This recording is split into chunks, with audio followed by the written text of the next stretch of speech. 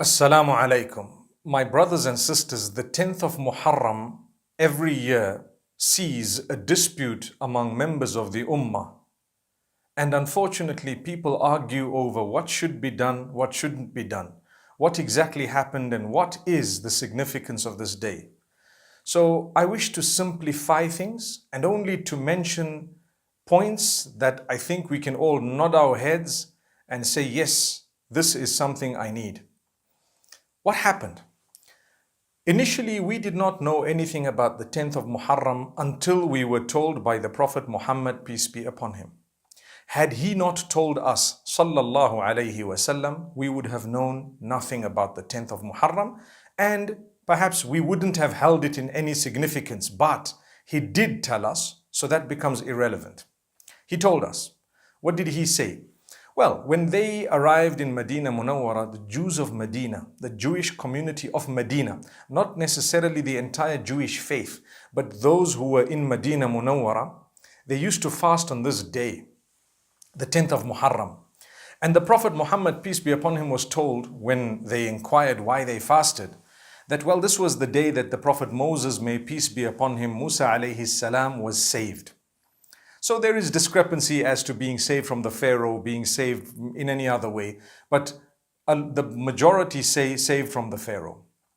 So the Prophet Muhammad, peace be upon him, said, well, we are more deserving of the Prophet Musa or Moses, may peace be upon him, than them, so we will fast this day. He fasted the 10th, and then he said, if I am around next year, I will fast the 9th and the 10th to make it 2 days, so that I can be different from this community. So, subhanallah, that was the significance. To celebrate or commemorate the victory of the oppressed over the oppressor. The lesson learnt is very clear, and it is more the lesson. Any one of us being oppressed, it's not going to last forever. A day will come when you will have victory. Wow, subhanallah. I'm happy, I'm excited about that.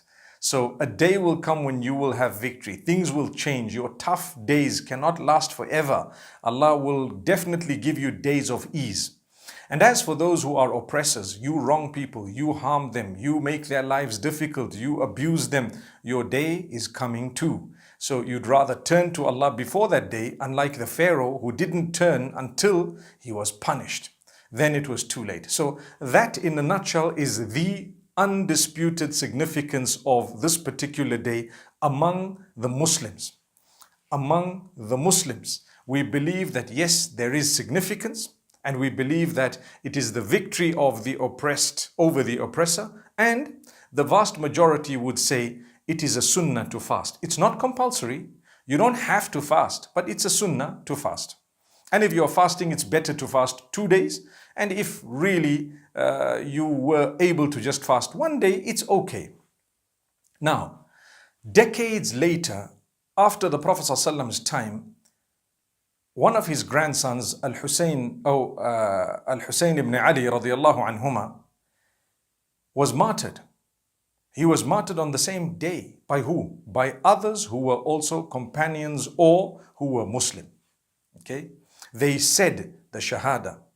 They declared themselves as Muslim. They read Salah. But the hypocrites made them fight. And I'm simplifying this for the lowest level of understanding. So here you have two groups of Muslims, and the hypocrites made them fight each other until they murdered each other, which resulted in the murder or the martyrdom of Hussain ibn Ali radiyallahu anhuma. One of the greatest of the companions of the Prophet ﷺ, Hussain ibn Ali radiyallahu anhuma, the son of the fourth Khalif of Islam, the son of the cousin of the Prophet Muhammad ﷺ, but primarily the grandson, the son of the daughter of the Prophet Muhammad ﷺ.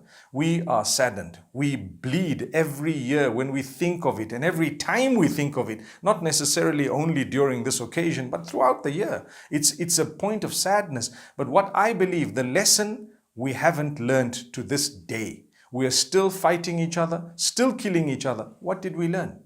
Primarily, what's of the greatest importance is the lesson. Like I said, the one about oppression, the one about the oppressed. Similarly, the one about allowing hypocrites to make you fight each other and kill each other.